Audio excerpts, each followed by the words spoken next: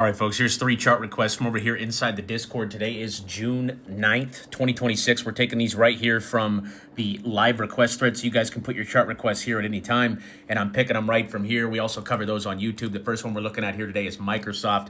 Microsoft has a red dot popping up. So again, what that means is that, hey, this is a potential reversal to the downside. So we got our green dots back here. We got one right there at around 380, and we had one down here at around 360. That was back in April. Okay, it went all the way up to 470. It got rejected right there on the yearly moving average. With that red dot, what you want to do is you just want to watch these lows right there at 390. So anytime I get a red dot on the chart, right, anytime you see that, you have to make a decision to either A, take profits or cut losses.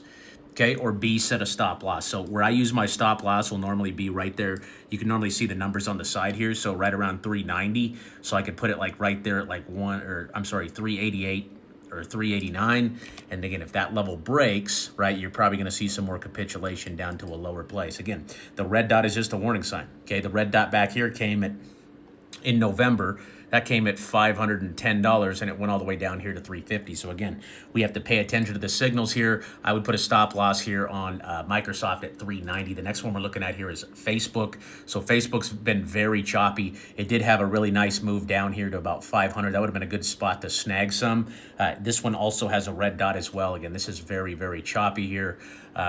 This one's just kind of in chop land. So if you're looking at that red dot, I'd probably use a stop loss at this weekly low right here at what is that, 580, and then we're targeting up here in the red zone. So again, some of these names are harder to trade, especially the ones that go sideways like this, right? We want to see a big breakdown. We want to see a big move to the downside. You got that right here. Okay, again, our goal is to buy the green dot down here with the wave down below the white line, just because that means there's been capitulation, right? There's been capitulation. Right now, we're just chopping. We can go either direction. So Meta's not my favorite stock right now. PLTR is the next one. Again, another one that's just consolidating. So it's going to have to pick a direction here pretty soon. And again, it has a red dot showing up. So those red dots are warning signs saying, hey, we could potentially break down here. Okay, I know we've gotten 1, 2. This is the third one in the last couple of months, but you could see they're all coming at the same price.